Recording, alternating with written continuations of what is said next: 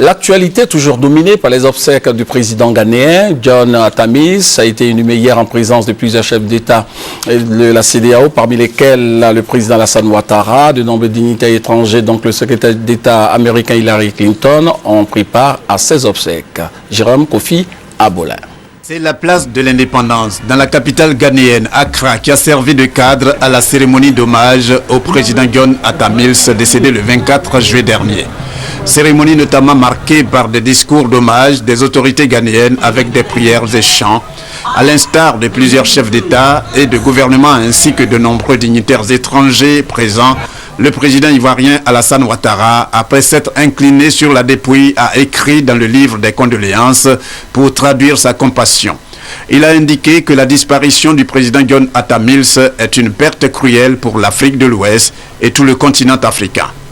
Après la fin de la cérémonie marquée par la mise en terre de John Atta Mills, le président Alassane Ouattara a échangé avec le président par intérim du Ghana, John Dramani Mahama, à la suite d'un mini-sommet de la CEDEAO précédé d'une rencontre avec la ministre française déléguée à la francophonie.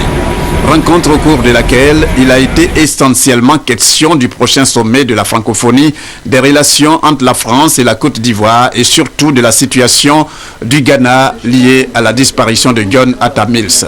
Disparition que le président Alassane Ouattara n'a pas manqué d'évoquer à son retour à Abidjan. Le président John Atta Mills était un ami de la Côte d'Ivoire, un ami personnel avec qui nous avions des relations très étroites, des contacts téléphoniques fréquents. Il a joué un rôle important au niveau de la période de crise électorale et post-électorale.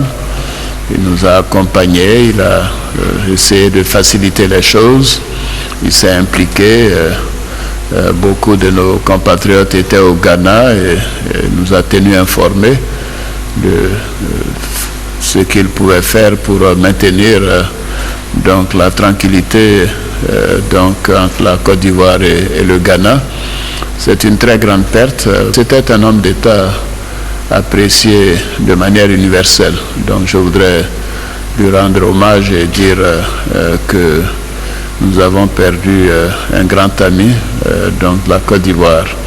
Les cérémonies étaient particulièrement émouvantes. Le peuple ghanéen lui a rendu un hommage tout à fait exceptionnel. C'était un homme de paix, de rassemblement. Et je crois qu'il avait une place importante dans le cœur de tous les Ghanéens. 53 pays étaient représentés à ces obsèques. C'est donc dire l'estime que les uns et les autres avaient pour le président Atta Mills. A noter que le président Alassane Ouattara a exprimé sa solidarité dans ce moment douloureux à travers plusieurs dons destinés à préparer les obsèques. Dons en nature et en espèces, en plus des bœufs. Une enveloppe d'environ 20 millions de francs CFA a été dégagée pour le gouvernement ghanéen, la royauté Fanti, la famille, notamment la veuve et les enfants du défunt président.